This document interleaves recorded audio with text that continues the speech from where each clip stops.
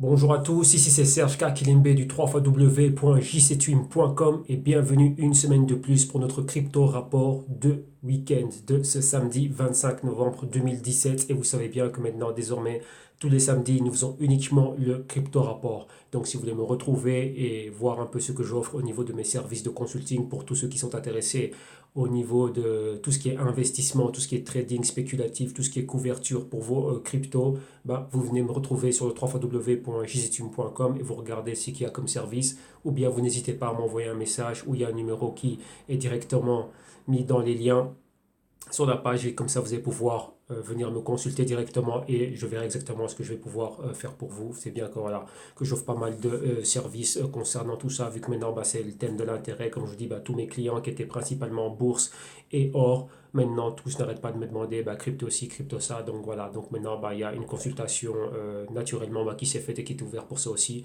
Donc vous aussi n'hésitez pas et venez en profiter et venez faire du bon retour. Ok, donc voilà, pour ce crypto rapport, on va y aller directement. C'est qu'il y a beaucoup de choses qui sont passées au niveau des cryptos, surtout avec le Bitcoin.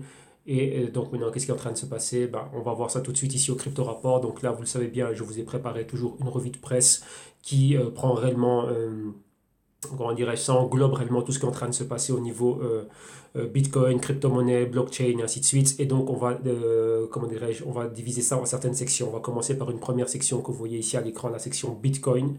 Donc ici, la section Bitcoin directement. Donc, on va s'intéresser à ce qui s'est passé. Donc, on aura des gros thèmes, en gros, en général. Ce que moi, je trouvais intéressant, qui m'a réellement attiré l'attention. Et on va dire les gros titres du Bitcoin, bien sûr. La montée du Bitcoin au-dessus des 8 000 $. Et puis après, on va regarder, premièrement, dans une première partie, on va s'intéresser aux banquiers, aux institutions, parce que c'est vraiment eux, rappelez-vous, toute la débâcle avec JP Morgan et Monsieur Jimmy Dimon qui en parlaient. D'un côté, c'était la fraude, et d'un autre côté, il y en avait qui étaient pour, donc pour, contre. Donc on va vraiment voir tout ça. Mais ça, c'est vraiment au niveau des, ce que je dis, moi, être les gros players, car c'est vraiment eux qui font tous les mouvements. Donc on va vraiment voir qu'en pensent les banquiers et qu'en pensent les institutions. Et quand je dis banquiers et institutions, c'est gouvernement, banque centrale, grosses banques et hedge funds et ainsi de suite. Donc on a tout ça comme article qu'on va repasser en revue.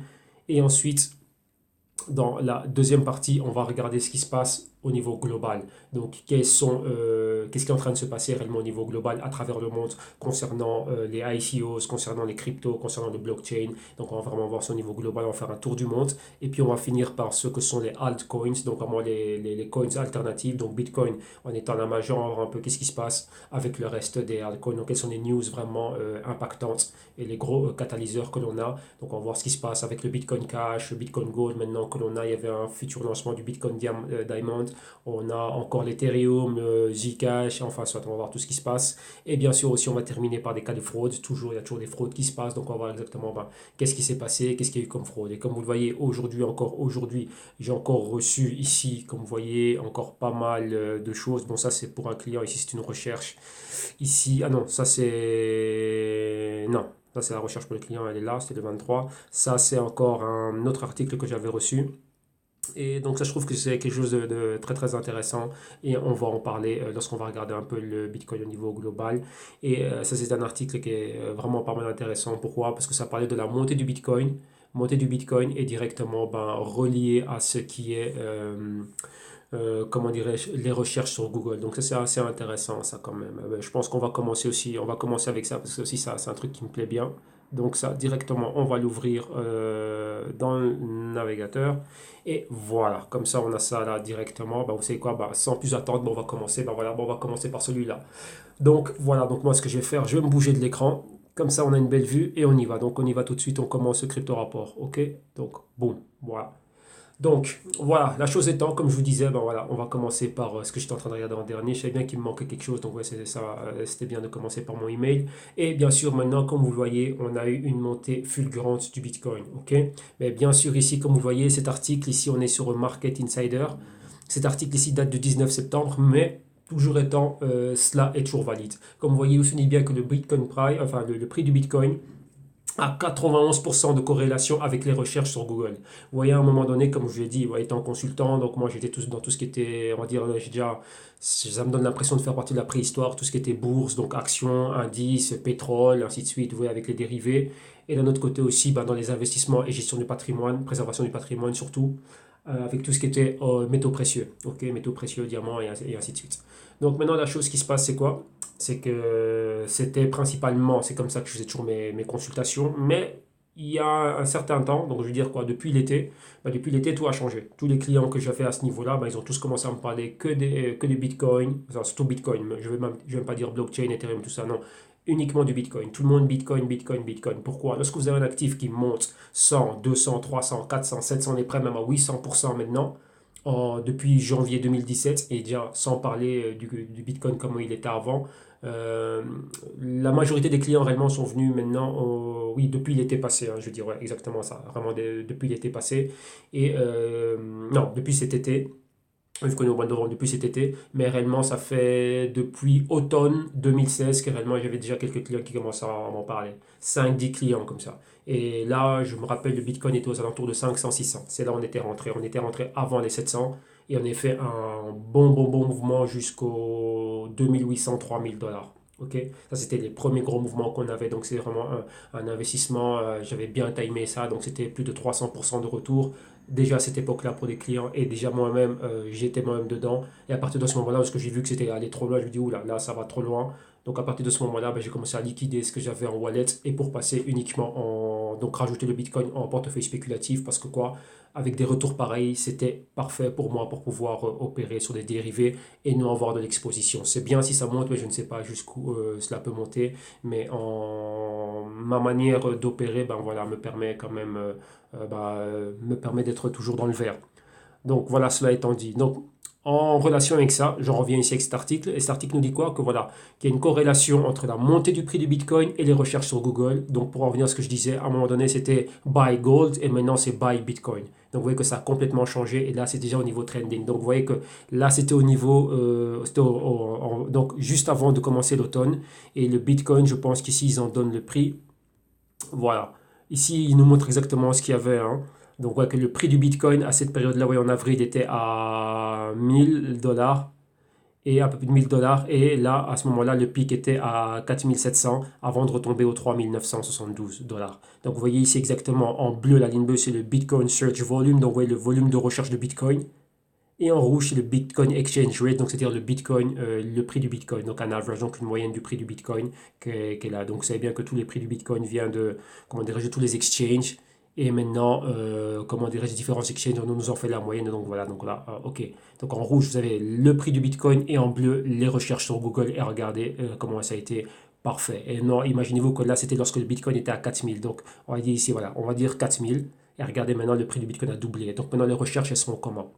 Donc oui, ça c'est très très très important. Donc voilà, pour commencer, parfaitement, ça a été bien timé. La montée du Bitcoin va avec les recherches qui se passent sur Google. Donc là, on voit vraiment quoi? C'est un indicateur pour nous montrer qu'il y a, lorsque il y a une curiosité, il y a une forte demande, le prix de l'offre ne peut qu'augmenter. Ok? Vu qu'il y a plus de demandes que d'offres, et si vraiment l'offre est restreinte, donc elle est très diminuée, et là, on voit ce que l'on voit. On voit des prix du Bitcoin qui sont à des niveaux terribles, terribles, terribles. Donc des montées phénoménales. Donc voilà, donc on a commencé premièrement par cela. Et maintenant, on va regarder tous les articles que vous avez ici. Et numéro un, là, c'était quelque chose de réellement pas mal. Mais on va faire quoi? On va revenir à la fin. Attends, ce que je suis en train de regarder ici, les Coindesk, ainsi de suite et tout ça, ça on va faire ça à la fin. Maintenant, on va s'intéresser d'abord à ce qu'on regarde au niveau des articles. Donc, au niveau des articles, on va rester avec ça. Donc, la forte demande que l'on a. Et la forte demande que l'on a, qu'est-ce que ça fait maintenant? Ici, vous avez le CEO de Coinbase. Et maintenant, qu'est-ce qui se passe? Vous voyez, ça c'était il y a, je pense, 2 jours que cette vidéo a été faite. Et vous voyez que quoi, maintenant, comme il dit, tout le monde est intéressé par les cryptos. Parce que bon, le digital, on est déjà à l'ère du digital, mais ce serait plutôt les cryptos. Et donc voilà, vu que tout le monde s'intéresse aux cryptos, donc vous voyez, 91% des recherches sur Google à partir de l'automne. Vous voyez les prix où ils étaient, regardez les prix maintenant où ils sont, et depuis là maintenant Bitcoin à 8000. Donc vous voyez maintenant qu'est-ce qui est en train de se passer maintenant, tout ça. Donc là c'est le CEO de Coinbase lui-même qui est en train de parler, et qui dit voilà, tout ce que l'on voit nous au niveau des montées du prix du Bitcoin, et voilà, maintenant on l'a ici. Et donc vous voyez, maintenant tout le monde y est. Donc vous voyez, maintenant on peut dire quoi, que le Bitcoin est réellement mainstream, tout le monde le connaît. C'est la discussion de bar, la discussion du métro, la discussion de l'arrêt de bus, la discussion même avec le taximan, chez le cordonnier, chez le boulanger, tout le monde est avec le Bitcoin, tout le monde en a entendu parler. Et donc voilà, donc ça maintenant, le Bitcoin, il est là. Donc on va continuer maintenant, on va regarder encore autre chose. Donc on a par rapport à tout ça, donc les recherches sur Google, Coinbase, qui est une grosse institution quand même là-bas aux États-Unis, donc le CEO qui en parle. Mais maintenant aussi quoi, qu'est-ce qui se passe ici? On est dans un article sur le Crypto Coins News. Qu'est-ce qui se passe? Avec la montée du prix du Bitcoin, encore un autre truc qui monte, la consommation d'électricité. Et donc là maintenant, il y a des questions qui sont en train de se poser au niveau environnemental. Donc qu'est-ce qui est en train de se passer vraiment pour l'environnement? Est-ce que c'est bon? Est-ce que c'est mauvais? Mais vous voyez qu'il y a un impact là-dessus parce que ça consomme énormément. Pour vous donner une petite idée, vous savez que le premier pays, avant qu'il y ait le ban, donc avant que les ICOs et que les exchanges soient bannis et les opérations minières commencent à avoir beaucoup plus de régulation, tout le volume du Bitcoin était en Chine. Donc c'est là-bas qu'il y avait beaucoup d'activités. Et juste pour vous donner une petite idée, la Chine produit principalement son électricité via à travers comment dirais-je, de la combustion de charbon. Donc beaucoup de charbon qui est là. Donc charbon principalement son premier partenaire de trading dans la Chine aussi produit du charbon, mais elle a un de ses partenaires de commerce, c'est la Corée du Nord et le charbon. Donc la Corée du Nord exporte beaucoup de charbon en Chine. Et donc l'électricité de Chine est produite à partir du charbon. Donc vous voyez que ça consomme énormément. Le charbon, il y a beaucoup de rejets. Donc il y a un impact réellement au niveau de la pollution et de l'environnement. Donc rappelez-vous un peu, bon, pour ceux qui suivent ça, hein, il y avait des indices carbone par rapport à certains pays et la Chine devait toujours payer des amendes. Pourquoi? Vu qu'elle était toujours en train de polluer. Donc elle fait énormément de rejets de carbone de l'atmosphère, beaucoup de pollution venant de Chine. Donc pourquoi un pays qui est en train de se développer, qui est en train de s'industrialiser, est obligé de faire cela? Donc rappelez-vous, bon, petite parenthèse et parallèle à ça, le président Donald J. Trump vient de rebouger les États-Unis des accords de Paris. Pourquoi? Parce que voilà, il veut que ces nations soient industrialisées. Pour être industrialisées, il y a qu'une chose à faire. Si vous voulez progresser économiquement, vous devez consommer, vous devez produire, vous devez faire tourner des industries. Et donc, vous allez avoir quoi? Vous allez avoir de la pollution, donc un taux de carbone bien plus élevé que les autres, au-delà de la norme. Et donc, ça va être des taxes. Donc là, vous voyez qu'une économie ne peut pas se développer si elle n'a pas ça. Donc, le ralentissement que l'on voit, la récession, là, je rentre un peu dans tout ce qui est économique, vous voyez que ça a un impact et, comment dirais-je, ça a à voir avec cela. Maintenant, revenir au prix du Bitcoin. Au plus on voit le Bitcoin qui monte, en plus on voit aussi qu'il y a une consommation d'électricité, donc au plus il y aura, comment dirais-je, il y aura de la pollution, surtout dans certains pays. Maintenant, on a vu que ça a bougé de Chine. Donc, vous voyez que le Bitcoin a à voir avec l'énergie. L'électricité, c'est de l'énergie. Donc maintenant, qu'est-ce qu'il y a? Vous voyez aussi qu'il y a beaucoup de miniers qui essayent de bouger dans des pays où ils ont des tarifs, où ils peuvent pacter des prix d'électricité bon marché pour leurs activités parce qu'ils consomment énormément. Et donc là, la question est là. Donc là, voilà, quelque chose à tenir, à avoir en tête. Bitcoin, montée du prix, montée des recherches sur Google, montée de la consommation électrique, mais il y a aussi un impact sur l'environnement. Donc voilà, là, je vous le mets là, je vous laisse là. Je voulais commencer réellement avec ça par rapport au Bitcoin, parce que c'est bien la montée, c'est bien, mais il y a aussi un impact derrière. Mais voilà, est-ce qu'on va continuer à polluer au détriment de la santé, parce que c'est notre santé au final? Ouais, maintenant, faut supposer de tout. Donc voilà, là, c'est quelque chose que, on va dire, je vous sers un plat froid. Et comme ça, d'entrée, ça fait un peu d'impact et ça fait un peu cogiter. Et donc, on verra exactement où on en est. Donc, maintenant, on va continuer avec tout ça. Donc, voilà, là, on a vu tout ça. Maintenant, il y a un truc très cool. On a vu la grosse montée de tout ce que les cryptos, et ainsi de suite. Vous voyez, maintenant, c'est devenu mainstream. Maintenant, ici, The Financial Times a émis un rapport qui était pas trop mal. Donc, ils ont mené une petite enquête pour savoir si les cryptos, principalement de Bitcoin, si c'était, comme vous le voyez ici, investissement ou gambling. Gambling, ce serait quoi? Ce serait des jeux d'hasard, donc comme un ticket de loto ou quoi que ce soit. Donc, investissement réellement ou c'est le casino? Donc, voilà exactement la chose qu'elle a. Et là, réellement, est la question. Donc, ça continue. Ok, et maintenant, un autre point. En parlant de casino, de jeux, si investissement ou pas, ici, qu'est-ce que vous avez? Vous avez ici je pense que ce monsieur ici, c'est quoi? C'est un Dan Bilzerian. Et c'est quoi? C'est un joueur de poker professionnel, si je ne me trompe pas. Voilà, un joueur de poker professionnel. Et lui, maintenant, il est super content parce qu'il dit que c'est Bitcoin. Ils sont en train de tuer. Et qu'est-ce qu'il a fait? Son investissement en Bitcoin, il a rapporté fort. Il dit qu'il avait acheté de Bitcoin parce que le Bitcoin était à 2300 $. Et maintenant, il les a toujours gardés. Il ne compte pas les vendre, il compte les garder. Et donc maintenant, voilà, il est super content. Et donc maintenant, quoi, comme vous voyez ici, il parle à ses 23 millions de followers pour leur dire que tiens, Bitcoin, c'était cool. Donc vous voyez qu'une personne comme celle-là, qui a un impact et qui a 23 millions de followers, donc de fans qui sont là près, comment dirais-je, enfin qui sont là à sa disposition, enfin dire à son écoute, 23 millions de personnes, ça fait beaucoup. Donc imaginez-vous maintenant, On va dire que 10% de ces personnes-là qui le suivaient étaient dans le Bitcoin, donc ça fait quoi, 2,3 millions. Et imaginez-vous maintenant le reste, les 21,7 millions qui restent. Et si maintenant lui il est en train de dire ça, donc 20,7 millions, donc 21 millions 700 000 personnes qui vont directement commencer à aller rechercher le Bitcoin. Ou bien prenons juste la moitié, et la moitié ça nous ferait exactement combien? À peu près de quoi? On serait quoi, 11,5 millions, donc 11 millions 500 000 personnes qui vont commencer à regarder exactement le Bitcoin. Donc ça fait beaucoup de yeux. Certains seront prêts à investir, d'autres oui, d'autres non. Bon là, de 2300 à 8600, il y a quand même une différence, mais vous voyez que l'impact est là. Donc là, vous voyez que Bitcoin, c'est là, ça fait toujours parler et c'est ça. Donc là, maintenant, on est resté vraiment dans l'univers Bitcoin. Je vais donner vraiment cette petite introduction au sujet du Bitcoin. Et maintenant, on va retourner un peu pour regarder un peu rapidement ce qui s'est passé au niveau de la capitalisation de marché et tout ce qui se passe. Donc, je vous rappelle, vous pouvez avoir pas mal de ces news ici sur coindesk.com. Donc, on a voyé que principalement, comme vous voyez, moi, ce sont toujours des news anglo-saxonnes, donc des sources anglo-saxonnes que je vais toujours là où je fais la plupart de mes recherches. Donc là, ici, je viens juste vous détailler les gros titres, parler un peu de tout ce qu'il y a. Et bien sûr, par après, vous allez avoir tous les liens de tous ces articles dans la description de vidéo, juste là en bas, et comme ça vous allez pouvoir les relire tranquillement, les traduire et regarder ça tranquillement. Ok, donc là maintenant on va regarder quoi? On va commencer par la capitalisation de marché, vu que l'émission ici est faite de manière hebdomadaire, donc de samedi en samedi. On va regarder ça de manière hebdo et voir réellement qu'est-ce qui s'est... Ah, attendez, on va attendre que ça charge. Voilà, c'est là. On va vraiment voir qu'est-ce qui s'est passé durant les 7 derniers jours, qu'est-ce que l'on a eu. Dans les 7 derniers jours, qu'est-ce qu'on a eu? Montée du Bitcoin de près de 12%, Bitcoin Cash très très très publicité, ça a été la semaine du Bitcoin Cash, une grosse montée de près de 25%, c'était terrible. Monero, enfin pardon ici, Ripple qui est monté aussi de 10%, Neo est monté et puis redescendu. Rappelez-vous que moi j'avais un trade sur Neo, mon trade à moi sur Neo c'était de rentrer à 29 pour aller à 35, donc vous voyez que le trade était passé, donc ça c'est pour ceux qui suivent les émissions des crypto trading quotidiennes. Rappelez-vous, j'avais un trade à Neo entré à 30 dollars, donc entre 29 et 30 dollars, rentré là pour aller chercher les 35 dollars. Donc le trade avait très très très bien fonctionné et encore pas mal d'autres. Donc Ethereum aussi super hausse. Ethereum aussi avait pas mal de bonnes positions, une position aux alentours des 430 si je me souviens bien. Et Zcash ici aussi très bien monté. IOTA une très bonne semaine aussi. Bon, Neo maintenant en train de redescendre dans la semaine, mais bon, elle avait atteint les niveaux plus hauts. Et là, on voit que ça s'est retourné un peu à la baisse. Ethereum classique ici en bas aussi qui monte bien. Litecoin aussi une très bonne montée. Dash 40%. Dash c'était quelque chose de magnifique vraiment cette semaine.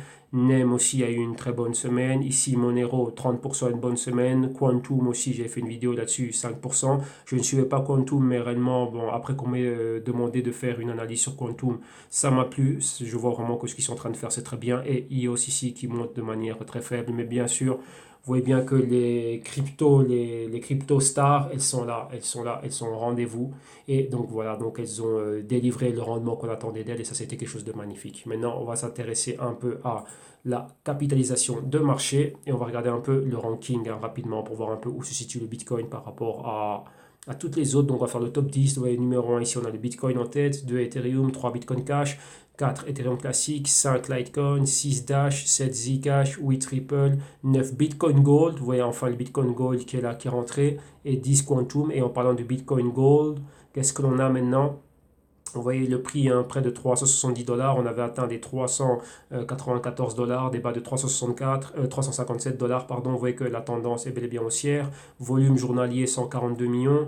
Et les coins, on a 16,7 millions de coins et une capitalisation de marché totale de 6,2 milliards. Ok, donc vous voyez que les trois bitcoins, Bitcoin numéro 1, Bitcoin Cash ici et Bitcoin Gold qui est là. Et bien sûr, vous voyez qu'entre toutes ces coins, surtout entre le Bitcoin et le Bitcoin Cash, il y a une grosse bagarre. Dernièrement, vous voyez qu'il y a eu beaucoup de pourparlers, que aussi que oui, le Bitcoin était bon, non, le Bitcoin Cash, le vrai Bitcoin. Et tout ça, ça nous a créé une débâcle. Mais pour nous qui avons tradé ça, c'était quelque chose de magnifique parce qu'on a eu une corrélation négative. Donc pendant que le Bitcoin montait, Bitcoin Cash était à la baisse. Et si Bitcoin Cash monte, le Bitcoin descendait. Mais bon, pas dans des proportions super importantes, mais dû à la volatilité qu'a le Bitcoin, c'est quand même des mouvements importants lorsque le Bitcoin peut baisser. Vous voyez juste ici, si on prend juste, maintenant si on a un prix de plus de 8000, si on prend 1%, c'est quand même 80 dollars et 80 dollars, ça fait des très très très bons mouvements, surtout lorsque vous pouvez avoir du levier. Donc là, vous pouvez avoir des rendements qui sont excellents et bien sûr beaucoup de risques dû à la volatilité. Ok, donc là, on a laissé tomber le côté, maintenant on a fini avec le côté Bitcoin, et maintenant on va au côté banquier et institutions, gouvernement, banque centrale, et on va voir ce qu'ils en pensent. Ce monsieur, vous le voyez souvent dans mes émissions, je parle souvent de lui, c'est monsieur Mike Novogratz, là, qui vient de fonder son nouveau fonds de Galaxy Investments, un fonds qui veut, pour lequel il est prêt à mettre 500 millions de dollars américains, dont 150 millions viendraient de sa propre poche. Ce monsieur est un milliardaire. Vous pouvez le rechercher dans la liste Forbes des milliardaires, il est dedans. Et lui, qu'est-ce qu'il dit? Il dit qu'à la fin de cette année-ci, le Bitcoin va atteindre les 10 000 dollars. Pourquoi? Principalement parce que maintenant, il y a un dérivé officiel régulé aux États-Unis, donc au CME, le Chicago Mercantile Exchange. Et maintenant, il dit que là, maintenant, grâce à ça, on va voir les prix du Bitcoin monter jusqu'à 10 000 dollars. Donc là, voilà, c'est très fort. C'était une grosse annonce et il explique parfaitement bien pourquoi. Et ne vous inquiétez pas, le lien de cette vidéo, vous l'aurez, comme ça vous allez pouvoir l'écouter lui-même. Parce que si voilà, on va pas, je ne vais pas prendre trop de temps ici pour cette vidéo pour faire cela. Donc maintenant on continue, on reste dans les... on va faire quelques vidéos, mais on va rester encore une fois ici. Qu'est-ce qu'on a encore d'autres institutionnels? Ici, ici, vous avez ce monsieur ici que vous voyez à l'écran.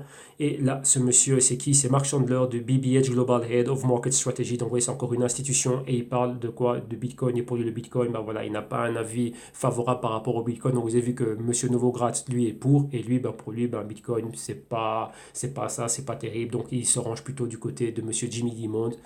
Il ne va pas jusqu'à dire que c'est une fraude, mais pour lui, il ne voit pas d'utilité à cela. Donc maintenant, on continue. Et encore, on a encore un autre banquier. Ici, c'est le CEO de Overstock qui parle du quoi? Du power du Bitcoin. Donc là, maintenant, voilà, quelqu'un qui est en train d'en parler. Le Bitcoin avait atteint des nouveaux, au-dessus des 8000 dollars, ainsi de suite. Et lui, il est bien plus, pourquoi? Du côté power du Bitcoin. Donc là, maintenant, voilà, il a un avis super intéressant. Donc vous voyez que les avis au niveau des institutionnels sont très divisés. Il y en a qui sont pour, il y en a qui sont contre. Et ceux qui sont pour, ils voient de là qu'est-ce qu'ils sont en train de voir? Eux, ils viennent là, pourquoi? Pour voir le côté spéculatif, comme M. Novogratz, c'est un spéculateur, c'est un professionnel dans la spéculation, et il ne voit que ça, il voit là où il y a du profit. Comme je vous dis, un actif qui monte près de plus de 700%, il faut voir le profit qu'il y a à faire. Et ici, le CEO de Vostok aussi, lui, voit ça pareil. Lui voit le Bitcoin maintenant comme étant la crypto du futur. Rappelez-vous, on est déjà dans la monnaie digitale. À partir du moment où vous utilisez une carte bancaire, Visa, Mastercard, tout ce que vous voulez ou PayPal, l'argent est déjà digital. Là, maintenant, on passe à l'argent qui est crypto, donc à dire que qui est là basé sur cryptographie, ce qui nous permet maintenant de faire un autre type de paiement et de rendre les banques et autres institutions obsolètes. Donc là, maintenant, on est vraiment dans l'économie P2P, donc c'est-à-dire P2P, donc de personne à personne. Et là, vraiment, c'est la puissance avec laquelle ce que nous donne réellement le Bitcoin. Et là, maintenant, le CEO de Overstock, il en parle très bien et nous explique réellement bien ce que c'est. Donc, très très intéressant ce que dit ce monsieur.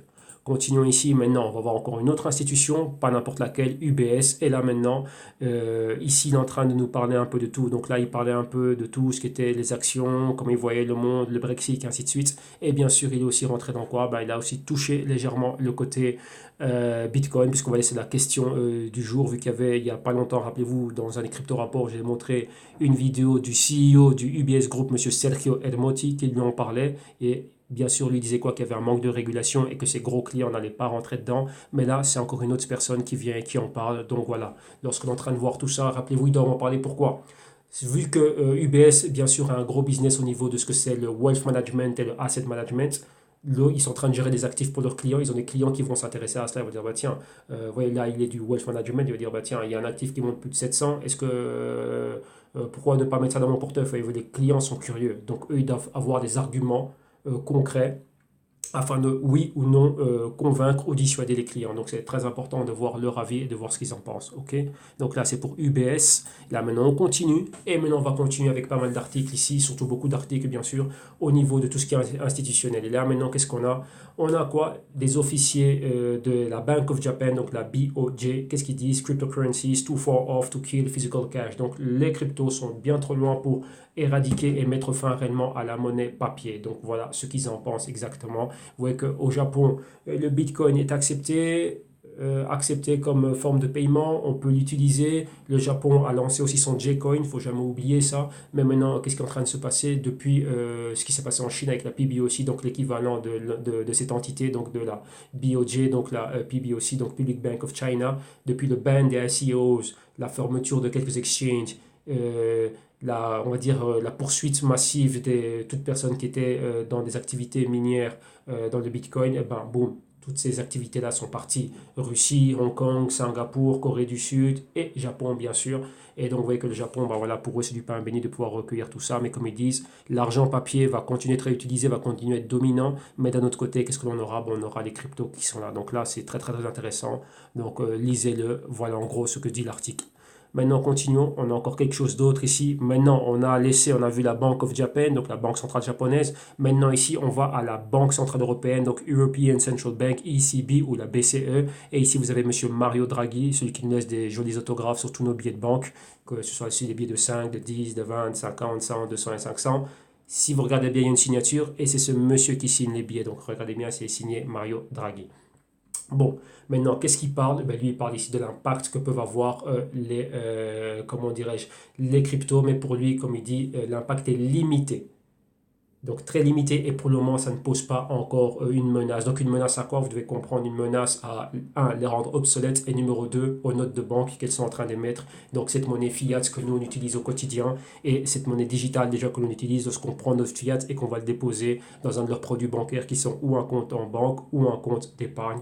Donc voilà, pour eux, il n'y a pas encore assez d'impact, ils ne sont pas encore assez, ils ne se sentent pas encore assez menacés, mais vous le verrez bien, ils continuent toujours à regarder ça de très très très très très très près.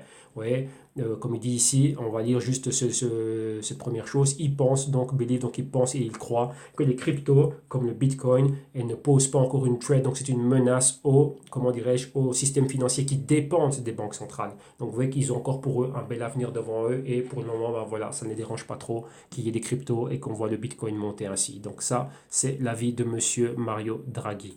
On va continuer, on va rester dans les banques centrales. On a vu maintenant l'avis de Monsieur Mario Draghi. Rappelez-vous que la semaine passée, je vous ai parlé de Monsieur Constancio, qui est aussi un des gouverneurs là-bas. Et on va rester ici à la Banque centrale européenne, donc la European Central Bank. Maintenant, qu'est-ce qu'on a? Ils sont en train de quoi? Cette banque centrale est en train de considérer de faire quoi? Une régulation pour les cryptos. Et maintenant, c'est quoi? Ça a été mis par le council member, donc ouais, par les conseillers membres, donc on va dire la table ronde, hein, donc la haute sphère de, comment dirais-je, de la BCE. Et donc, il y a pas mal de pays qui en sont membres. Et là, vous avez quoi? Vous avez le gouverneur de la Banque d'Autriche, qui est Monsieur Ewald Nowotny. Et lui, maintenant, est venu en parler et dire, bah tiens, il se serait bien que l'on commence à faire quelque chose. Donc, ouais, comme il dit ici, on se demande si les législateurs ou les banques centrales devraient intervenir, comme il s'est fait, comme il y a eu lieu, enfin, comme ça a été le cas en Chine, où on a banni l'utilisation des cryptos. Et pourquoi? Parce qu'ils considéraient que c'était fraudulent. Donc c'était vraiment quelque chose de très frauduleux. Donc vous voyez, maintenant, ils se demandent. Donc ça, c'est un avis qui a été émis. Vous voyez que ce n'est pas toute la banque centrale. Vous voyez qu'ils se réunissent souvent, vu que tous ces pays-là utilisent la monnaie commune, donc qui est l'euro. Et lors de leur réunion, ben, il y a toujours un chapitre, il y a toujours quelqu'un qui doit la ramener avec les cryptos. Et donc là, voilà ce que ce monsieur-là propose. Et il se pose une question. Vous voyez que ça les titille fortement. Ok? Donc on continue. On va rester dans le cadre des banques centrales. Et là, maintenant, vous voyez, on a vu la Banque centrale au Japon. On a vu la Banque centrale européenne et vous voyez que tout ça, maintenant, tout le monde est en train de regarder et a en mémoire ce qui s'était passé au mois de septembre avec la Banque centrale chinoise, donc la PBOC, Public Bank of China. Et maintenant, on va aux États-Unis et on va au US Treasury. Le US Treasury, c'est quoi? C'est le ministère des Finances. À la tête, vous avez Monsieur Steve Mnuchin, rappelez-vous, la semaine passée aussi, dans dans le crypto rapport précédent, je vous avais passé une vidéo, ou c'était un article ou une vidéo, oui, oui, oui, il en parlait, enfin non, c'était un article, parce que c'est des vidéos, c'était pour autre chose. Et là, c'était un article où il en parlait et il disait exactement ce qu'il y a. Et maintenant, qu'est-ce qu'ils disent là-bas? Ils disent qu'il y a more blockchain, donc beaucoup plus de cas, donc des cas d'utilité du blockchain, on en a besoin. Ils ont besoin de bien plus de cas d'utilité du blockchain. Donc rappelez-vous ce que je vous dis souvent, je vous bassine souvent. Je sais que j'en fatigue plusieurs avec ça, mais c'est la réalité. Comme vous avez vu la semaine passée, j'étais à un événement blockchain et voir le blockchain réellement en live et encore à cette phase embryonnaire, c'est terrible. C'est un truc qui est très très très fort. Et vous l'avez souvent entendu, ils disent tous que le Bitcoin, ouais, bien bon, on peut créer notre propre coin, tout le monde peut créer sa coin, vous pouvez créer votre coin, je peux créer ma coin, mais la chose la plus importante, c'est ce qu'il y a derrière et c'est le blockchain. Et réellement, le blockchain, c'est le nom commercial qu'on y a donné, mais réellement, la vraie technologie, c'est les DLT, donc les Distributed Ledger Technology, donc DET. Donc c'est les livres comptables distribués. Donc c'est un livre comptable qui est distribué comme ça, donc qui est mis sur le cloud, donc là, et qui est disponible pour tout le monde. Et ça, c'est vraiment la technologie qui est très très très puissante. Rappelez-vous, DLT. Le blockchain est un DLT. Donc on va pas rentrer dans les termes techniques, mais recherchez-le et vous le verrez. Ok, j'avais déjà fait des vidéos par rapport à ça. Donc voilà, si vous êtes intéressé à ça, bah, il y a beaucoup de choses en archive qui parlent de cela, mais c'est très important. Ils sont tous intéressés par le blockchain, donc par les DLT. Ok, donc rappelez-vous, DLT, Distributed Ledgers Technology. Et maintenant, qu'est-ce qu'il y a? Ils ont besoin d'avoir bien plus de cas d'utilité. Pourquoi? Parce que les caractéristiques et le fonctionnement de cela est très terrible. Donc là, vous le verrez bien dans la deuxième partie, lorsqu'on va regarder blockchain et les altcoins, vous allez voir réellement ce qui est en train de se passer avec ça. Ok? Donc là, maintenant, on continue et on va voir autre chose. Et qu'est-ce qu'on a ici? On a encore un autre article, on va rester avec les institutions et maintenant qu'est-ce qu'on a? On a le CEO de Citigroup. Citigroup c'est une grosse banque, ça fait partie du Big Four aux États-Unis, donc les Big Four, les Big Four Money Center Banks du secteur financier, donc comment dirais-je, ceux qui font partie du réseau de la Federal Reserve, donc la Banque centrale nord-américaine. Vous avez JP Morgan number one, numéro 2 vous avez Wells Fargo, numéro 3 vous avez Bank of America et numéro 4 vous avez Citigroup. Donc c'est les 4 banques très importantes qui sont déjà en train d'employer le blockchain, donc les DLT. Maintenant, qu'est-ce qu'il dit lui? Maintenant, ici, il parle spécifiquement du Bitcoin. Il dit que le Bitcoin va amener, donc va être le leader to the rise, donc c'est-à-dire à la levée, à la montée d'une state cryptocurrencies. Rappelez-vous, lorsque je vous parlais de la BIS, donc la Bank of International Settlements, qui était venue avec un rapport dans lequel il disait que chaque pays souverain, surtout les pays du G7, devait venir avec leur propre coin, et aux États-Unis, ce serait la Fed's coin. Et il dit que, vu la montée en force du Bitcoin, la seule manière qu'auront les gouvernements et les banques centrales pour contrer cette montée et on va dire détourner un peu l'attention, et vu qu'il y a une forte utilité avec le Bitcoin et ne pas être rendu obsolète du fait de la montée en force du Bitcoin, c'est de venir avec leur propre montée. Et là, en gros, c'est ce qu'il est en train de souligner. Donc, on va dire que, rappelez-vous, US Treasuries, Fed, et ils vont venir avec le Fedcoin. Vous avez déjà vu au Japon, il y a le Gcoin. En Russie, on a le crypto-rouble ou le e-rouble. Et on a encore pas mal de coins un peu partout là qui sont en train de se développer. À Abu Dhabi, je pense, à Dubaï et encore dans d'autres endroits. Ils ont déjà cela. Au Canada, il y a le Catcoin. Et vous voyez, donc en Europe aussi, on va avoir quelque chose très bientôt. Donc voilà, donc lui, il parle vraiment de ça. Et donc c'est très intéressant ce qu'il dit. Vous voyez que cette ligne, cette tendance que l'on entend, oui, le blockchain, c'est super bien, Bitcoin, ouais, oui, non, ok, c'est bien pour nous pour spéculer, pour continuer nos activités de trading. Rappelez-vous que les banques font principalement des activités de trading. Elles sont censées vous offrir des coins d'épargne et vous faire des prêts, mais le gros de leurs activités, c'est le trading. Comme ça, vous le savez. Ok, mais maintenant quoi? Ben, Bitcoin, ah oui, beaucoup de clients commencent à te demander. On peut faire des profits avec, mais Bitcoin, oui, jusqu'à un certain point. Mais nous, on préférait aussi avoir notre Fatecoin. Pourquoi? Ben, pour continuer à exister. Donc là, ce serait pas mal. Donc là, vous voyez un peu aussi en train de. Ce qu'il est en train de souligner, lui, ben, c'est ça. Donc très intéressant cet article et je vous recommande vraiment de le lire. Continuons, on va rester dans les banquiers et encore une fois, bah, ici à l'image vous avez monsieur Jimmy Dimon, mais cette fois-ci ce n'est pas lui qui parle, là maintenant c'est l'entité qui parle. Rappelez-vous lorsqu'il disait que pour lui tous ceux qui investissaient dans le Bitcoin étaient stupides, comme il a dit en anglais, mais ce serait quoi, stupide pour dire, ben voilà, permettez-moi l'expression, vous êtes con si vous investissez dedans parce que vous allez vous prendre à la figure ce qui se passera.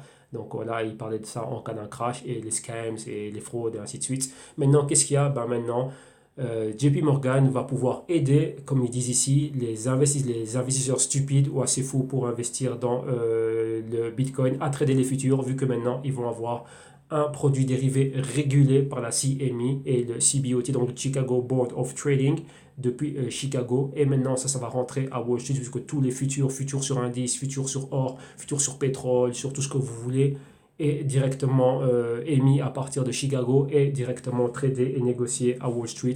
Donc vu que maintenant il y a le CME qui va lancer le dérivé, donc le contrat futur sur le Bitcoin, avec un cash settlement, c'est-à-dire qu'à la fin de l'échéance, à l'échéance du contrat, on ne reçoit pas un Bitcoin, mais on va recevoir l'équivalent du prix. Un exemple, si le Bitcoin est à 8700, vous n'allez pas recevoir un Bitcoin qui vaut 8700, mais vous allez recevoir 8700 $ dans votre compte. Aussi simple que ça.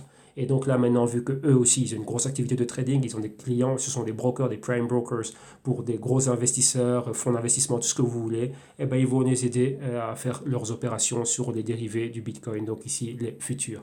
Donc voilà. Donc encore une fois, ils seront là et ils vont être obligés maintenant de se coltiner le Bitcoin, qu'ils le veuillent ou pas, parce qu'il a besoin d'argent s'il veut continuer à exister. Sa banque fait du business comme ça, donc voilà. On donne le client est roi, donc voilà. Autre article ici, c'est quoi? On va rester encore dans tout ce qui est institutionnel et maintenant ce sont quoi? C'est monsieur Tom Lee Et Tom Lee, si je ne me trompe pas, ouais, c'est un stratégiste hein, ici de Wall Street, donc un stratégiste, un économiste. Donc, ouais, ils changent toujours de nom, ces gens-là. Ben, en gros, c'est un économiste. Et il parlait d'un prix du Bitcoin à 11 500 pour mi-2018. Donc, c'est-à-dire printemps-été 2018. Il voyait le Bitcoin à 11 500. Au départ, c'était 10 000. À un moment donné, malgré la petite baisse, les flash crash ou corrections, appelez ça comme vous voulez, qu'on a eu dernièrement, maintenant qu'il a vu que le Bitcoin est remonté au-dessus des 7000, qu'il s'est solidifié, consolidé au-dessus des 7000, qu'il est bien ferme et qu'il est monté maintenant là des 8000 et qu'on atteint même les 8600, bah là maintenant il est revenu cette semaine-ci en remettant encore une analyse et en disant que non, bah voilà, il est ferme, le Bitcoin sera à 11 500. Rappelez-vous au début de l'émission, on a vu monsieur Novogratz, Mike Novogratz de Galaxy Investment dire que le Bitcoin serait à 10 000 dollars pour la fin 2018 et lui, enfin pardon, fin 2017 et lui maintenant il dit que monsieur Lee dit que voilà, d'abord c'était 10 000 pour lui et maintenant il dit 11 500. Il avait la première target pour lui qui était de 6 000, mais avec ça a été largement surpassé et maintenant il dit que voilà, pour fin du printemps, début de l'été, le Bitcoin serait à 11 500 dollars. Donc, ouais, apparemment, bah, il est bien parti. Donc, vous voyez que les institutionnels à Wall Street, ils sont tous dedans et derrière. On va rester dans les institutions. Et qu'est-ce qui se passe maintenant? Ici, qu'est-ce que l'on a maintenant? Comme vous voyez la photo, c'est quoi? Ben, 62% de tous les investisseurs institutionnels sont prêts ou considèrent réellement acheter du Bitcoin, donc à trader là-dedans. Donc, qu'est-ce qu'il y a ici en gros?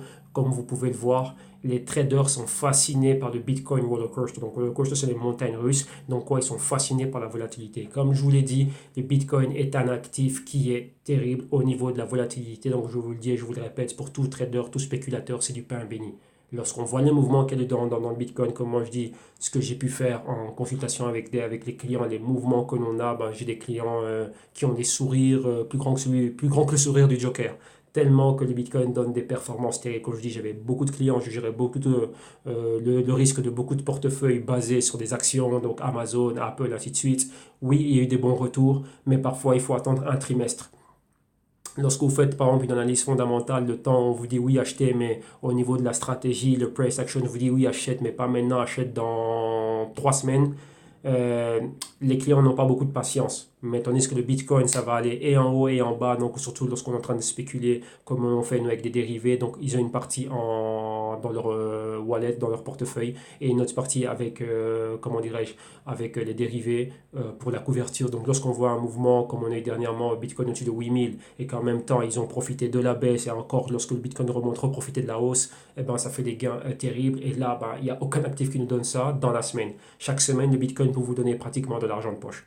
Ok, donc ça c'est vraiment pour dire, si bien sûr vous savez ce que vous êtes en train de faire, si vous avez les pieds bien sur terre et que vous avez un bon système en place qui va vous permettre de capturer la volatilité, le Bitcoin c'est du pain béni et comme vous voyez, ben, les traders sont fascinés par ça. C'est impossible de laisser passer ça. Même monsieur Jimmy Dimon ne peut pas laisser passer ça. C'est impossible. Moi je ne peux pas le croire. Déjà de ceux que je connais d'ici avec les personnes avec qui je travaille, ils en ont rien à faire, ils voient la volatilité, c'est terrible, terrible, terrible. Comme vous avez vu la semaine passée, la vidéo que je vous avais montré, où on était à l'événement blockchain et crypto, ben, tous ceux qui étaient là, les différents brokers, il y avait des traders indépendants et d'autres personnes hedge funds, tous avaient du Bitcoin dans leur portefeuille. Et tous disent la même chose, la volatilité c'est terrible. Juste là maintenant, tout a switché. Tout le monde commence à offrir de plus en plus ce genre d'actifs. Vous voyez la volatilité qu'il y a avec l'euro-dollar, elle est finie. Il n'y a plus de volatilité dans l'euro-dollar. Si des personnes font du gain par rapport à ça, c'est parce qu'ils prennent trop d'exposition, ils prennent trop de levier et ils se cassent la figure. Parce que là, c'est complètement macroéconomique. Mais ici, un actif comme le Bitcoin, c'est tellement volatile, il y a tellement, comment dirais-je, on va dire c'est plutôt du trading de news. Ouais. Il y a des news, ah il va se passer ci, il va se passer ça, on anticipe, on spécule, boum, il y a un gros mouvement, allez on prend nos bénéfices et ciao. Et bien sûr, si on peut, et si on le souhaite, on peut prendre, comment dirais-je, du levier et on peut maximiser, faire des gains magnifiques. Donc ouais, c'est vraiment ça ici. Et là maintenant, bah, c'est le nouveau joujou favori, comme vous voyez aussi, et de nous ici en Europe et des traders de Wall Street et à travers le monde. Donc maintenant on continue. Et on continue et on va où maintenant? Ben ouais, maintenant, grâce à cette grande entrée en masse du Bitcoin à Wall Street, donc bien sûr, on ne pouvait ne pas parler du CME Group, qui est lui qui va vraiment lancer le Bitcoin futur la deuxième semaine du mois de décembre, donc le 10 décembre. Et donc là, vous avez eux-mêmes ici, comme ils disent, là, c'est la date qu'ils ont donnée par rapport à ça. Donc, à partir de cette date, qu'est-ce qu'il y aura? On va encore voir encore plus de mouvements, il y aura encore plus de volume, il y aura du volume directement sur le Bitcoin lui-même. Et d'un autre côté aussi, vu que c'est un futur, un contrat futur, le contrat futur va leur permettre de quoi? Va leur permettre de se couvrir, donc d'avoir un parfait hedge. Donc, vous voyez, s'ils achètent, eh ben, ils vont pouvoir avoir une position de vente, comment dirais-je, avec le futur. Et même nous qui opérons ici avec les CFDs, on a déjà des dérivés CFDs, donc les Contract for Difference, sur le Bitcoin et autres crypto-monnaies. On a principalement 7 ou 10. La plupart des brokers que j'utilise nous en offrent un bon paquet. Donc, on a de tout. On a accès à du levier terrible quand même. Et maintenant, en plus de ça, ben maintenant on aura les futurs. On aura aussi le dérivé du dérivé. Donc on aura le CFD du futur du Bitcoin. Donc encore un nouveau copain avec lequel on va pouvoir jouer et spéculer. Donc ça c'est magnifique. Donc là, vous voyez cet article-là, on en parle. Et ici, quoi, le lancement 10 décembre. On continue. On va rester avec le CME. Et qu'est-ce que nous dit le CME ici? Ben, le CME nous dit qu'avec le lancement du dérivé du Bitcoin au mois de décembre, qu'est-ce qu'on dit? Est-ce que le prix du Bitcoin va atteindre les 10 000 cette année? Et rappelez-vous, maintenant, on en revient à ce qu'on a vu au début d'émission avec Fundstrat, le stratégiste M. Tom Lee. On en revient à ce qu'on a vu avec M. Mike Novogratz et ainsi de suite. Et tout cet argent des investisseurs qui sont en train d'attendre, 62%, ils attendent cette date-là. Donc, quand on va voir ça, il y aura une grosse demande. Donc, c'est déjà qu'il y a une demande. Donc, il y a beaucoup d'argent qui est là. Rappelez-vous, quand on a vu Monsieur Novogratz qui en parlait beaucoup parce que là c'est une personne influente, il est en train d'essayer de créer des fonds, il a déjà 650 millions à lui et 350 millions d'ici la fin de l'année pour commencer son fonds qui va trader exclusivement sur tout ce qui est crypto, donc blockchain, compagnie, donc pas uniquement sur les cryptos, donc il faut bien le savoir, faut bien comprendre ça. Il va investir principalement dans les cryptos, dans des ICOs et il va aussi investir dans toute compagnie qui est exposée ou qui va développer des applications blockchain, donc des startups. Donc c'est ce qu'ils vont faire. Donc, ce n'est pas uniquement crypto. Donc là, ils vont évaluer ça vraiment comme si c'était des compagnies, donc des choses qu'ils ont tout le temps, enfin, ce qu'il a fait durant toute sa vie, ce monsieur. Donc voici une personne qui sait très bien ce qu'il est en train de faire. Donc, il ne faut pas oublier, il ne faut pas se dire, ah oui, il va mettre 500 millions que pour le Bitcoin. Non, ils ont une diversification, ces gens-là. Ils ont des lois, ils ont une manière d'opérer. Mais bon, on ne va pas rentrer là-dedans, mais comme ça, vous le savez. Donc maintenant, avec ça, et d'autres investisseurs comme lui, avec tout l'argent qu'il y a, la grande montée du Bitcoin et la fluctuation du prix des prix qu'offre le Bitcoin, rappelez-vous, bon, ouais, vous avez le Bitcoin qui est à 8000, mais vous avez d'autres actifs, principalement les dérivés sur les matières premières qui sont très volatiles, comme l'or, le palladium, le platinum, le cacao, le zinc, l'aluminium, ce sont des commodités qui tradent à des 1000, 2000, 3000 dollars. Donc il y a des mouvements terribles. Quoique dernièrement, il n'y a pas trop de volatilité. Mais alors imaginez-vous ce qui peut se passer maintenant avec un futur sur le Bitcoin, vu que certains, rappelez-vous qu'il y a aussi toujours ce petit débat là, Bitcoin devise, enfin monnaie, devise, comme vous voulez, ou Bitcoin matière première, commodité, ou Bitcoin actif. Donc vous voyez que là, il y a pas mal de jeux et en général, le CME et le CBOT, eux, ils viennent offrir des futurs sur tout ce qui est actif et sur tout ce qui est commodité. Donc on va vraiment voir ce qui va se passer à ce niveau-là, mais bon, on aura des très bons mouvements. Là, c'est tout ce qu'il y a. Donc, vous voyez que là, c'est très important. On en parle et il y aura beaucoup de mouvements qui vont arriver là. On va continuer toujours ici dans ce côté CMI, futur. Donc, voilà, on parle beaucoup des futurs. Donc, j'avais expliqué un peu ce que c'était. Mais ici, on revient un peu dessus. Cet article revient dessus pour dire qu'est-ce que sont les futurs et qu'est-ce qu'ils sont, qu'est-ce que ça signifie et quel va être l'impact et qu'est-ce que ça signifie pour le Bitcoin. Donc c'est très important que maintenant tout le monde est en train de regarder ce qui est en train de se passer, mais beaucoup de gens ne comprennent pas ce que c'est que les contrats futurs et comment est-ce qu'ils sont en train de fonctionner. Donc cet article ici est un peu un article un peu éducatif. Hein. Donc oui, il montre exactement ce qui peut se passer ici et un cas de figure et l'historique un peu des futurs, enfin des contrats futurs, donc enfin des places boursières où se tradaient des futurs. Donc, vous voyez ici le CME, donc le CME Group dans les années 1900, comment c'était. Comme ça, vous comprenez exactement dans quel environnement et dans quelle institution va entrer le Bitcoin et quelle institution va être derrière et va réguler le Bitcoin. Ok. Donc là, il y a tout ça. Pour ceux qui ne savent pas c'est quoi le CME, lisez ça tranquillement et vous allez bien comprendre. Maintenant, on a vu tout le côté CMI, tout ce qui est en train de se passer. Maintenant, on va regarder un peu ce qui se passe en Europe. Et en Europe aussi, qu'est-ce que l'on a maintenant? Vous voyez, là, on va en France, pour les amis français, et on a les Asset Management. C'est quoi Asset Management? C'est de la gestion d'actifs. Donc, une firme, donc une entreprise, une compagnie qui gère les actifs des clients. Et maintenant, qu'est-ce qu'ils vont faire? Ils vont lancer le premier fonds mutuel du Bitcoin. Et pourquoi est-ce qu'ils vont le lancer maintenant? Ils vont le lancer pourquoi? Vu que maintenant, comme vous voyez ici, il y a le Bitcoin Fund qui va précéder, donc ça s'appelle Tobam, c'est l'entreprise, la compagnie, cet asset management qui est là. Vu que le Bitcoin va rentrer au CME, au Chicago Mercantile Exchange, donc maintenant, eux, qu'est-ce qu'ils auront? Ils vont créer un fonds et ce fonds va, comment dirais-je, principalement pouvoir investir sur le Bitcoin et d'un autre côté, pouvoir avoir un hedge, donc c'est-à-dire une couverture grâce aux contrats dérivés, contrats futurs, donc états dérivés sur le Bitcoin. Donc maintenant, ils ont quelque chose à présenter à leurs clients et donc ça va être quelque chose comment dirais-je, de très très grand. Donc ils attendent le lancement de cela et vous voyez que le CME, vous voyez que c'était quelque chose de très très très attendu. Donc vous voyez que les asset management, parfois ils ont des milliards et des milliards et des milliards sous gestion et cet argent ne demande qu'à aller quelque part. Donc maintenant avec le CME, la, entre parenthèses, la pseudo-régulation, la pseudo-acceptation de Bitcoin dans Wall Street, et ben voilà, tous ces fonds de asset management vont pouvoir être là et avoir un nouveau joujou avec lequel jouer. Et maintenant, enfin, ils auront quelque chose à dire à leurs clients qui disaient oui, et le Bitcoin, et le Bitcoin, et le Bitcoin. Et bien maintenant, ils vont pouvoir le faire. Donc, vous voyez que c'est quelque chose de positif au niveau du trade, au niveau du volume de trade qu'il va y avoir pour le Bitcoin. Maintenant, on continue. Et ouais, on a vu les asset management, maintenant on a les wealth managers. Rappelez-vous, un peu plus tôt, on a vu le wealth manager de wealth management, enfin le CIO du wealth management de UBS. Et maintenant, monsieur Aifili, et maintenant, qu'est-ce qu'on a ici? Ben maintenant, on a les wealth managers qui sont quoi? Ils sont en train de regarder une montée, donc un spike, donc c'est-à-dire une montée terrible quoi, d'investisseurs.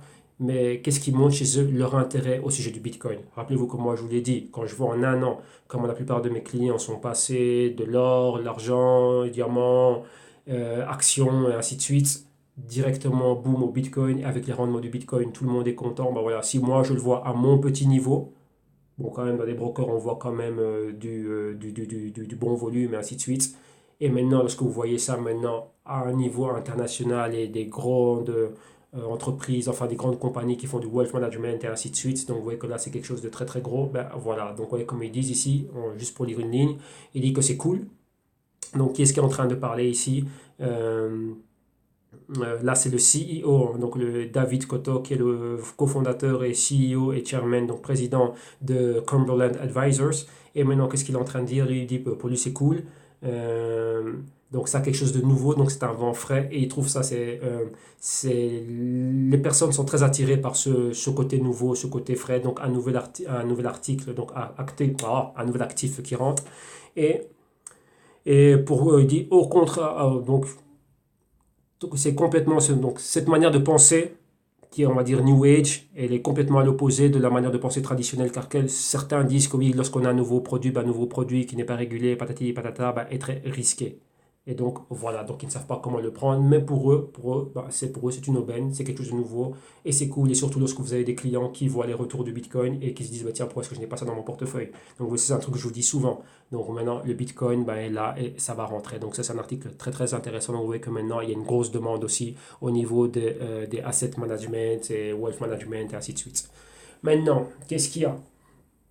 On va rester dans la catégorie des fonds. Donc, oui, il y a toujours des fonds et ainsi de suite. Beaucoup de gens qui sont en train de le demander.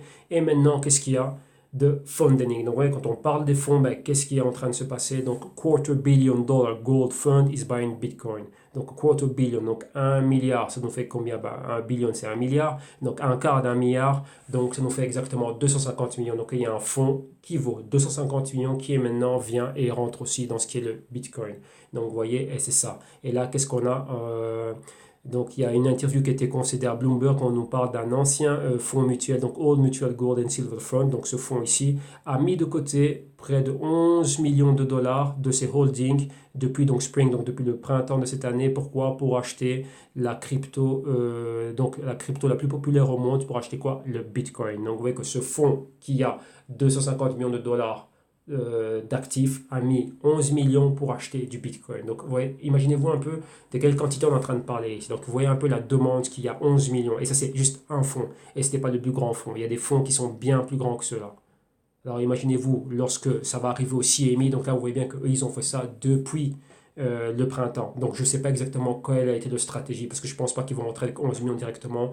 Ils vont sûrement chercher bon, là, pour ceux qui suivent un peu les crypto trading, vous voyez les points A, B, C, D, toujours jusqu'à des points de, comment dirais-je, des points de correction, de distribution, des retracements de Fibonacci, ainsi de suite. Donc, pour ceux qui connaissent les termes techniques, c'est principalement à ce moment-là que les investisseurs sont en train de rentrer, comme je vous l'avais montrer et dessiner une fois de la manière dans laquelle ce genre de fonds rentre. Bon, attendez, pour ceux qui ne le sauraient pas, je vais vraiment rapidement vous montrer cela. Donc, ce serait quoi? Si je prends ici ma feuille blanche, la manière dont ces fonds sont en train d'opérer.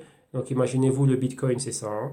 On va dire que maintenant, ici, on est à 8600 $, ok? Et ça peut continuer à aller plus haut. Il ne rentre pas ici. Vous n'allez pas mettre vos 11 millions ici, là, vos 11 millions de dollars à ce moment-là, et après le Bitcoin quand tu n'as pas mis tombe. Non, ces personnes rentrent dans ces points-là. Dans ces points-là. Donc là, ils vont attendre qu'il y ait une nouvelle correction. En général, ça correspond toujours avec des points de résistance. Par exemple, imaginez-vous que ça, c'est les 7600. On va prendre une autre couleur rapidement pour faire ça. Voilà, imaginez-vous que là, voilà, c'est comme ça.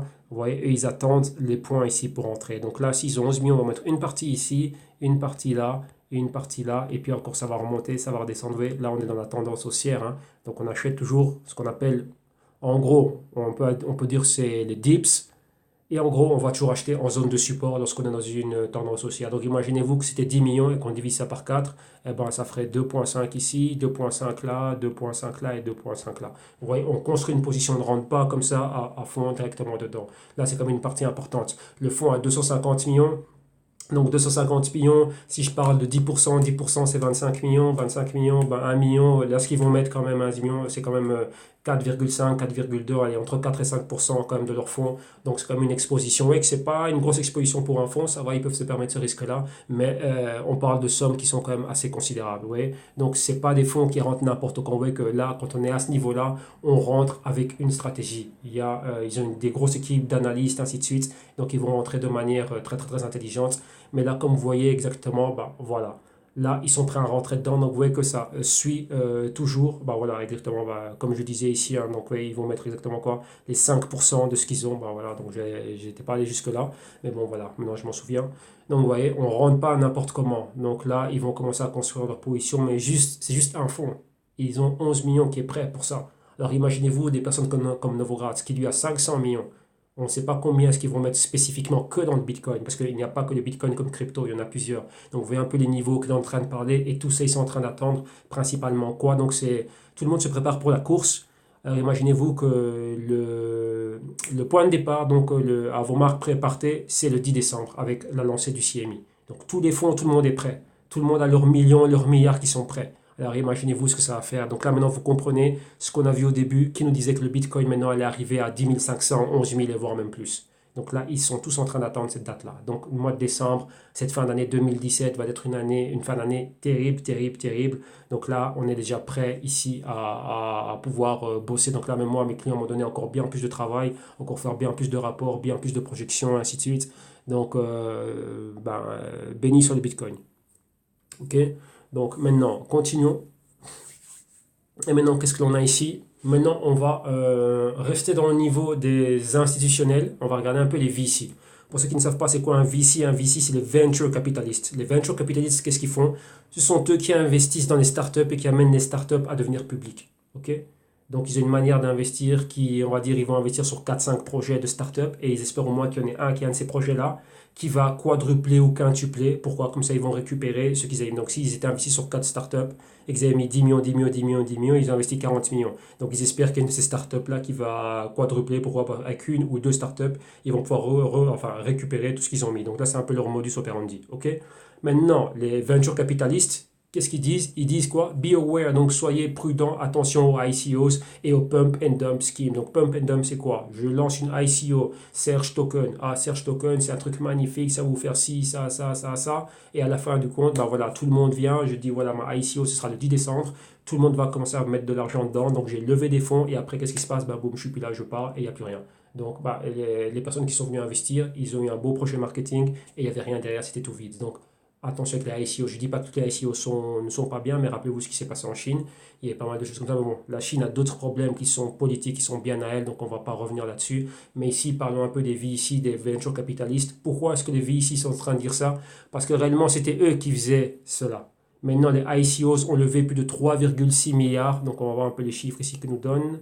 Vous voyez ah voilà, oui, plus de 3 milliards ici. Donc, les, euh, les ICOs, voilà, ont levé plus de 3 milliards cette année-ci. Et ces 3 milliards-là, c'est 3 milliards que des compagnies, comme la compagnie de ce cher monsieur ici, n'ont pas eu. Donc de Jason Calacanis, n'ont pas eu cette année-ci. Pourquoi? Vous voyez, comme lui, il a investi dans pas mal de projets technologiques comme Uber, Evernote, Swell, ainsi de suite. Vous voyez, Swell aussi, rappelez-vous, qui va avoir...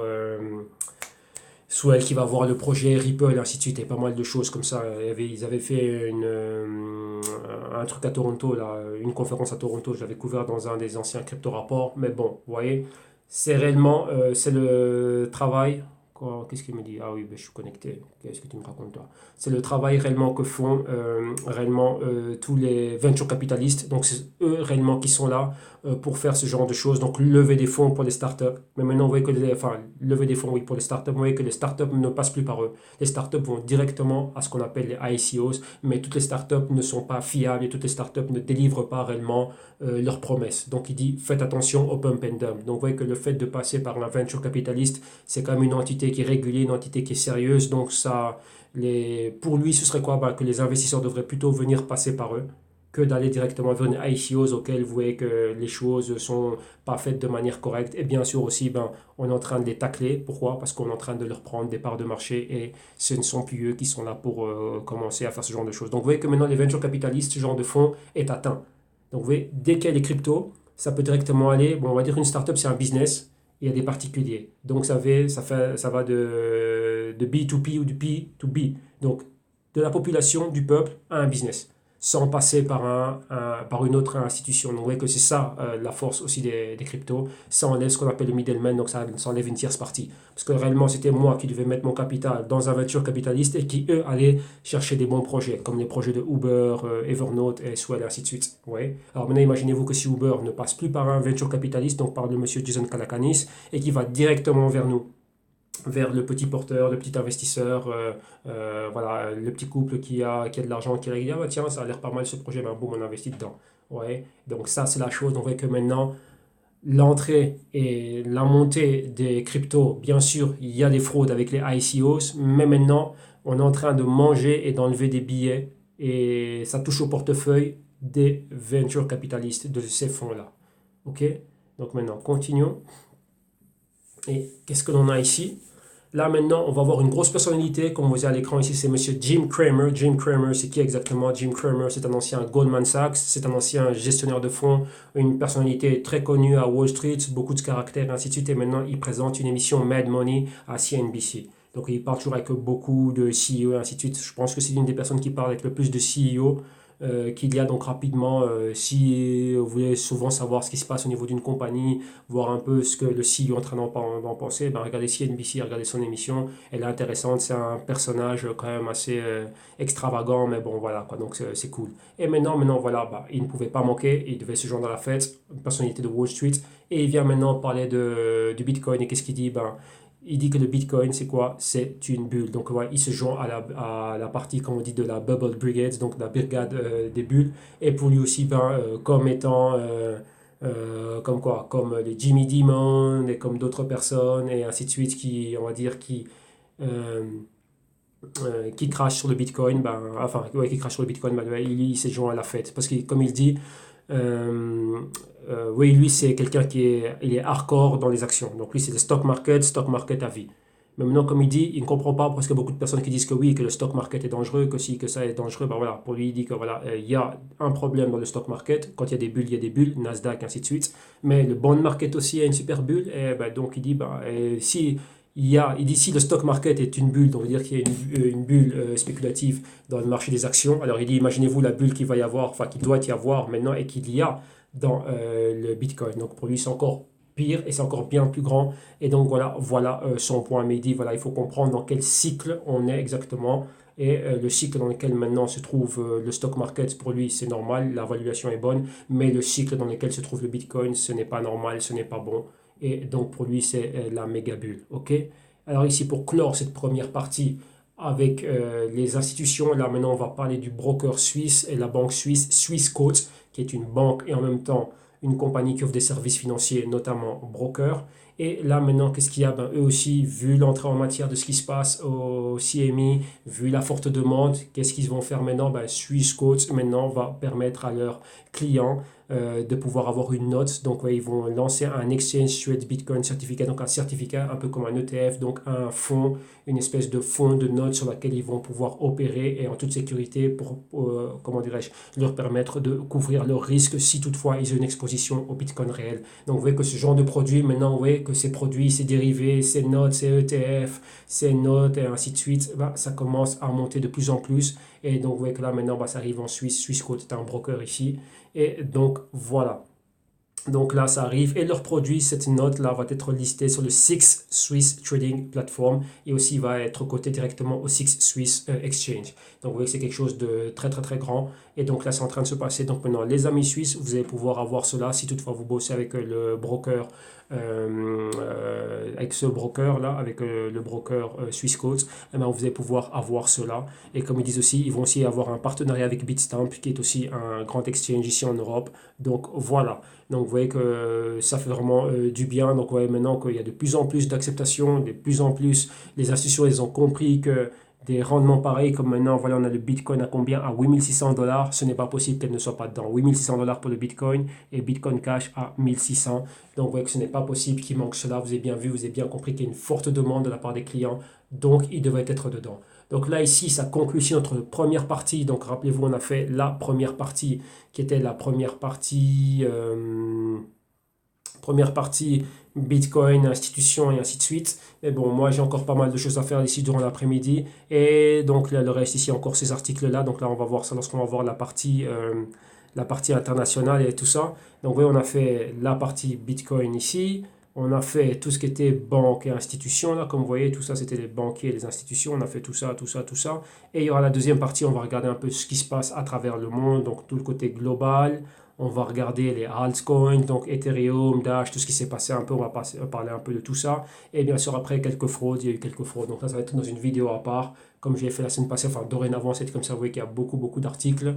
Et donc voilà, donc moi aussi, j'essaie d'aller vite, de ne pas trop m'attarder sur tous les articles. Donc vu que je les lis tous, donc imaginez-vous tout ce que je dois digérer, hein, enfin ingurgiter d'abord, lire, ingurgiter et digérer, et afin de pouvoir vous en donner les grosses lignes et vraiment de quoi ça parle et amener un peu mon petit commentaire par rapport à tout ça. Donc voilà. Donc maintenant, ici, je termine ici la première vidéo. Et là, ben, vous allez me retrouver dans la deuxième vidéo. Encore une fois, je vous rappelle, vous pouvez me retrouver au www.jctune.com/solution. Vous accédez là en cliquant sur le drapeau français. Bien sûr, d'abord, soyez sûr de, si vous regardez ça à travers un dispositif, de mettre la page en mode voir comme ordinateur. Et directement ici, tout en bas, ben, vous avez quoi? Vous avez ici comment me contacter, directement ici Messaging Box. Et ici, vous avez le numéro pour WhatsApp, pour Viber, pour Telegram, Facebook Messenger. Et je suis sur LinkedIn, Twitter, ainsi de suite et tout ça. Donc là, vous pouvez me retrouver là directement. Et ou bien vous me contactez ici directement en dessous de cette vidéo. Et bien sûr, cette vidéo ici, les crypto-rapports vont être publiés aussi sur la page ici. Donc, vous voyez sur la page YouTube Trading Wall Street TV. Et aussi, vous allez la retrouver là. Donc, bien sûr, je vous invite aussi à regarder tout ce que j'ai en archive. Donc là, c'est moi avec l'un de mes mentors ici pour tout ce qu'on fait au niveau de la bourse, d'autres services que l'on fait. Donc là, je parle principalement de ça dans cette vidéo-là. Donc, on voit un peu notre collaboration. Comme ça, vous voyez que, et oui, on collabore réellement avec des vraies personnes. Donc, ce que vous voyez sur la page, c'est réel. Et maintenant, vous savez exactement comment ça se passe, que chaque jour de la semaine, du dimanche, enfin du samedi au jeudi, bah, vous avez les crypto trading. Donc, crypto rapport le samedi, crypto trading, Bitcoin dimanche, Ethereum et Dash le lundi, Litecoin et Neo le mardi, Ripple et IOTA le mercredi, et le jeudi, c'est Zcash et Monero. Ok? Donc là, fin de la première partie, et je vous retrouve directement pour la deuxième partie. Donc là, je verrai exactement 16h30, donc je vais faire deux, trois petites choses, et après, je vais enregistrer la deuxième partie. Si elle n'arrive pas ce soir, ou plus tard, vous la verrez demain. Ok? Allez, merci, et on se retrouve à la prochaine vidéo. À tout de suite.